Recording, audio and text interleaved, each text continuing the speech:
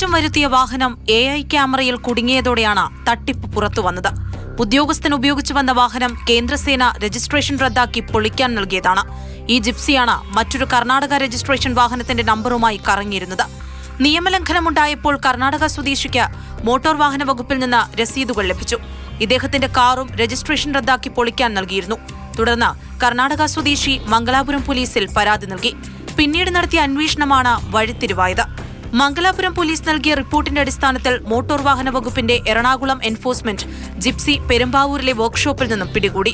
ഈ വാഹനം ഫിസിക്കലി ഇത് മാരുതി ജിപ്സിയാണ്. പക്ഷേ ഈ രജിസ്ട്രേഷൻ നമ്പർ പ്രകാരം ആസ് പെർ റെക്കോർഡ്സിൽ ഇത് ഒപ്പൽ കോഴ്സ, ജനറൽ മോട്ടോഴ്സിന്റെ ഒപ്പൽ കോഴ്സ എന്ന വാഹനമാണ്. ജിപ്സി വാഹനം ഒരു മിലിറ്ററി ഓപ്പറേഷനിൽ ഉപയോഗിച്ച് അവിടെ ഒരു RC ക്യാൻസൽ ചെയ്ത വാഹനമാണ്. വർക്ക്ഷോപ്പ് ഉടമയെ ചോദ്യം ചെയ്തപ്പോൾ ഇത് കളമശ്ശേരിയിലുള്ള മറ്റൊരു വർക്ക്ഷോപ്പിൽ നിന്ന് റിപ്പയറിംഗിനായി കൊണ്ടുവന്നതാണെന്ന് ബോധ്യമായി. ഇതിന്റെ അടിസ്ഥാനത്തിൽ കൂടുതൽ അന്വേഷണത്തിനായി വാഹനം പെരുമ്പാവൂർ പോലീസിന് കൈമാറി. ജിപ്സി വ്യാജ നമ്പർ പ്ലേറ്റ് ഉപയോഗിച്ച് ആരാണ് ഉപയോഗിച്ചു വന്നതെന്നാണ് പരിശോധിക്കുന്നത്. നിയമപ്രകാരം ഒരു വാഹനത്തിന്റെ RC ബുക്ക് റദ്ദാക്കുമ്പോൾ ആ വണ്ടി പൊളിച്ചുവെന്ന് ഉറപ്പാക്കേണ്ടതുണ്ട്.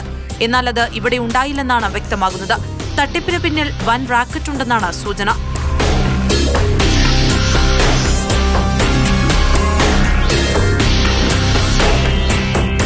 മാതൃഭൂമി ന്യൂസ്, കൊച്ചി.